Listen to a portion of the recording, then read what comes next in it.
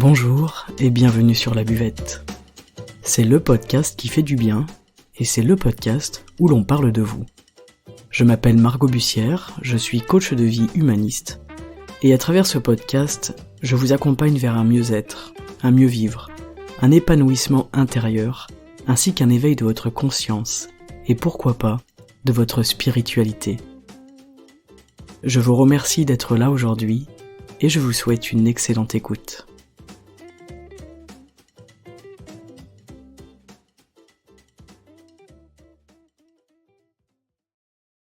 Salut les amis, bienvenue pour un nouvel épisode. Aujourd'hui, on va parler de notre passé et surtout de notre perception du présent. En thérapie cognitive, il existe une notion très importante dont je vous parle souvent, qui est celle que nos souvenirs passés influencent notre vision et notre perception du présent, de qui nous sommes, de nos valeurs, de notre vie, de nos comportements, etc. Qu'est-ce que ça veut dire concrètement ? Ça veut dire qu'on ne peut pas modifier ce qui se trouve dans notre mémoire, mais par contre que l'on peut modifier notre vision du passé. Et ça, c'est très très très puissant. D'ailleurs, dans la thérapie cognitive, on va modifier la vision qu'on a de nous-mêmes, on va modifier nos schémas, on va modifier la vision qu'on a de notre passé, et on va essayer d'aller voir de la joie et du plaisir plutôt que des motifs de déception et de dépréciation de soi-même, par exemple. Et en fait, dès qu'on arrive à changer la vision qu'on a de notre passé, on s'engage sur le chemin de la guérison intérieure. Et n'oubliez pas que nos souvenirs passés influencent notre perception du présent, c'est très important. Ça veut dire que de notre vie, de qui nous sommes, de nos choix, de notre quotidien, de notre estime de nous-mêmes, de notre amour-propre, toutes ces perceptions-là, en fait, elles sont influencées par notre mémoire, par ce qu'il y a dans notre tête, par nos souvenirs passés, nos expériences, les situations qu'on a vécues, etc.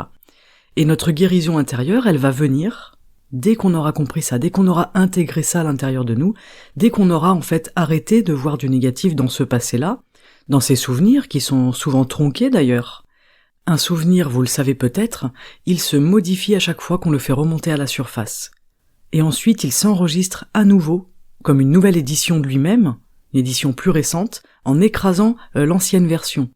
Donc plus je repense à quelque chose, souvent je l'aggrave, je l'empire, je lui donne de l'énergie, plus il va s'amplifier, plus il va se modifier, laissant bien souvent d'ailleurs transparaître un goût amer, un goût écœurant, peut-être bien plus qu'il ne l'était au départ d'ailleurs, et moins ce souvenir va se rapprocher en fait de la réalité. Mais du coup, ce qui est intéressant, c'est que si on peut réenregistrer nos souvenirs de la sorte, ça veut dire qu'on peut aussi le faire de manière positive, on peut aussi le faire dans l'autre sens. Rappelez-vous du biais de négativité, je vous ai fait un épisode sur le biais de négativité, c'est intéressant du coup de voir la corrélation entre les deux. Ça veut dire qu'aujourd'hui on peut modifier un souvenir en faisant ressortir du positif, du constructif, de la joie, un enseignement peut-être, une leçon, quelque chose qui nous a nourris, plutôt que quelque chose qui nous plombe et qui nous vide. Le docteur David Schwartz, il nous dit « La guérison vient quand on a cessé de tirer des images négatives de notre mémoire et qu'on en tire des images positives. » C'est très intéressant. Est-ce que ça vous paraît peut-être trop simple ? C'est possible. Et pourtant, c'est un fait très intéressant, c'est un axe de travail très très intéressant et surtout qui a déjà fait ses preuves, et qui continue de faire ses preuves évidemment. Comme je me construis jour après jour selon mon passé, de manière inconsciente évidemment, si je change la vision que j'ai de mon passé, je change obligatoirement qui je suis aujourd'hui, dans mon intériorité, dans mes comportements et dans la perception que j'ai de moi-même. Donc Schwartz, il appelle ça des monstres mentaux, et je le rejoins assez sur ce point-là, parce que nous sommes vraiment les créateurs de nos pires monstres intérieurs, on va dire, parce que il y a un socle d'émotions, déjà à la base, de peur, de dégoût, d'angoisse, de regret, de colère, et nous on va en tirer une image monstrueuse.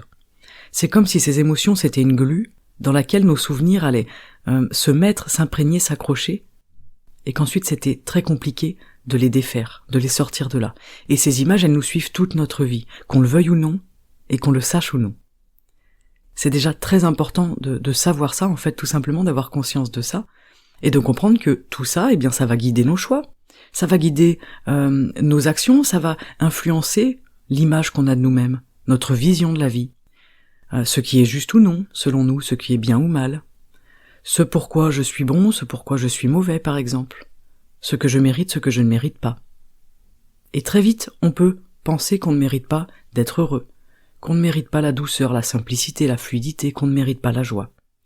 Donc vous voyez, nos images mentales, ces monstres mentaux, ils définissent notre perception du présent, de qui nous sommes, et notre façon de voir la vie et de regarder la vie.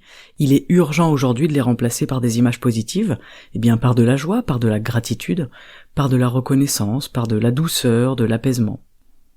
Donc, comment faire concrètement ? C'est ça qui nous intéresse aujourd'hui. À chaque fois qu'on va se remémorer une situation passée, par exemple, on va s'éduquer en conscience à en voir le positif, à en tirer quelque chose de positif, même si c'est infime. Ok ? Il n'y a pas de petits pas, je vous le dis souvent. On s'éduque à changer notre regard. Encore une fois, tout est une question de regard, c'est pareil, c'est quelque chose que je vous répète souvent, mais ça me paraît tellement essentiel. Quel regard est-ce que je pose sur mon passé ? Quel regard est-ce que je pose sur les situations que j'ai vécues ? Est-ce que j'y vois des monstres à ces endroits-là ? Ou est-ce que j'y vois de la lumière, de la joie, du positif, d'une certaine manière ? Alors ce qui est génial, vous le savez sans doute déjà, c'est que notre esprit, lui, il veut oublier le négatif. Souvent, quand on s'est séparé d'une personne, c'est marrant, on dit souvent « je me rappelle que des bons moments ». Et oui, et heureusement, le cerveau est bien fait, et l'esprit, lui, il a envie d'oublier ce qui est source de souffrance. Il est vachement sympa. En fait, on n'a plus qu'à collaborer avec lui, mais évidemment, si mes schémas, depuis 10 ans, 15 ans, 20 ans, 30 ans, c'est de ressasser le passé, de voir le négatif, d'alimenter mes regrets, mes peurs. Il est évident que ça va prendre du temps pour changer la vision que j'ai et le regard que je pose en fait sur toute cette bande d'informations qui est stockée à l'intérieur de moi, sur tous ces souvenirs. En fait, c'est une toute nouvelle éducation qu'on s'offre à ce moment-là. Donc, si on souffre d'hypermnésie, c'est un autre sujet, mais ça doit pas être facile d'être en incapacité d'oublier des choses. Mais c'est un autre sujet. Je voulais aussi vous partager une citation du psychologue Atwick, qui parlait au sujet de la publicité, mais c'est intéressant puisque ça nous concerne directement, et qui nous disait quand on stimule une émotion agréable, le message a plus de chances de revenir à la mémoire de la personne. Quand l'émotion stimulée, elle est déplaisante, le lecteur ou l'auditeur, il aura tendance à oublier le message. Les émotions déplaisantes vont à l'encontre de notre désir, nous voulons les oublier. C'est très intéressant parce que c'est du point de vue de la publicité, mais en fait ça parle de l'être humain. C'est comment est-ce que je fais passer un message, et comment est-ce que je fais pour que les personnes se rappellent de ce message-là. J'y mets des informations agréables. Des informations en tout cas qui déclenchent des émotions agréables, pardon. C'est plus l'émotion qui nous fait retenir quelque chose, et quand l'émotion elle est déplaisante, on a tendance à oublier le message, c'est vachement intéressant. C'est donc pour nous plus facile d'oublier ce qui est déplaisant, selon lui, mais pour ça, il faudrait déjà s'autoriser à oublier. Il y a beaucoup de personnes qui ne s'autorisent pas à oublier. Et s'autoriser tout simplement à ne plus se rappeler des choses sans cesse, à ne plus faire revenir ces souvenirs déformés qui transportent avec eux énormément d'émotions pénibles, d'émotions douloureuses. Le docteur Schwartz, lui, il nous explique que si on collabore avec notre esprit, nos souvenirs s'effaceront de manière graduelle. Donc ils vont s'effacer avec le temps, avec la douceur. Et selon lui, nous sommes en capacité de retenir et de retirer surtout uniquement les pensées positives de nos souvenirs. Donc en fait, on devrait apprendre aujourd'hui à laisser les autres pensées s'évanouir, laisser les autres émotions s'évanouir. C'est quelque chose qu'on retrouve dans le taoïsme, on laisse faner ce qui jadis a pu nous blesser, on n'alimente pas, on essaye d'oublier. Et ça veut pas dire qu'on met les choses sous le tapis et qu'on fait comme si ça n'avait pas existé, on n'est pas en train de se mentir à soi-même. J'accepte le souvenir, j'accepte la situation, l'émotion. Ok, maintenant il est temps pour moi de l'oublier. Ça fait partie du passé et j'ai pas envie que ça m'accompagne au quotidien dans ma vie. J'ai pas envie de me réveiller le matin en ayant ce souvenir tout en haut de la pile dans mon cerveau. Je veux lui laisser la possibilité de s'estomper. Et je m'autorise à l'oublier. Et la capacité à oublier, je trouve que c'est un cadeau merveilleux. C'est un cadeau merveilleux de la part de notre esprit, cette possibilité d'oublier des choses. Je pense qu'on est tous en capacité de refuser, en fait, de se laisser aller à nos pires pensées, à nos pensées négatives, à celles qui nous plombent, qui nous tirent vers le bas, et je parle littéralement. ces pensées, ces émotions qui génèrent une énergie descendante dans notre corps. Qu'est-ce que ça donne, cette énergie descendante? Ça donne des épaules tombantes, une tête baissée, une mine triste. Vous savez, les yeux et la bouche tombants. C'est physique en fait. Et à l'inverse, on a cette capacité à cultiver une énergie ascendante, qui va nous donner des épaules relevées, ouvertes, une poitrine ou un torse dégagé, le coin des lèvres vers le haut, ça s'appelle le sourire, et les yeux ouverts, les yeux ronds, les yeux vifs, et le corps tonique en fait qui est tiré vers le ciel. C'est très intéressant de regarder ça du point de vue des énergies. Quand on se remémore un souvenir, on a aussi tout ce langage corporel qui est intéressant à regarder. Et si un souvenir nous rend triste, on va s'en rendre compte physiquement. Et à l'inverse, si on essaye de trouver un petit peu de joie dans ce souvenir, il est possible qu'on commence à se redresser un peu, que la tête se relève, que la poitrine s'ouvre, et puis qu'on ait un corps qui soit un petit peu plus vraiment tiré vers le ciel. Et on est en capacité de refuser, entre guillemets, ce mouvement descendant, de ne pas forcément accepter d'alimenter nos pensées négatives, et nos pensées parfois déprimantes d'ailleurs. Et c'est un grand pas vers notre guérison intérieure, ça. C'est un grand pas vers notre joie intérieure, pour sortir des peurs, pour sortir des tristesses, et des émotions qui font mal. Donc voilà, l'idée c'est de remettre de l'équilibre dans tout ça, de remettre de l'équilibre dans nos énergies, dans nos pensées, dans nos souvenirs, et de donner moins d'intensité aux choses qui nous plombent et qui nous rendent tristes, qui nous affaiblissent d'ailleurs, et faire remonter la balance du côté positif, du côté de la vie, du côté de la joie, du côté du sourire, du côté du cœur, du côté de l'amour et du côté de la lumière. Cette question d'intensité, elle est importante. Enfin, selon moi en tout cas, tout ce que je vous dis qui est important, c'est évidemment selon mes croyances et mes schémas. Pour moi, c'est important cette notion d'intensité. Souvent, quand je vis quelque chose de difficile, ou simplement un mauvais moment, ou une expérience désagréable, je me pose, je respire et je lâche. Volontairement, je choisis en fait de mettre le moins d'intensité possible dans ce problème ou dans cette situation.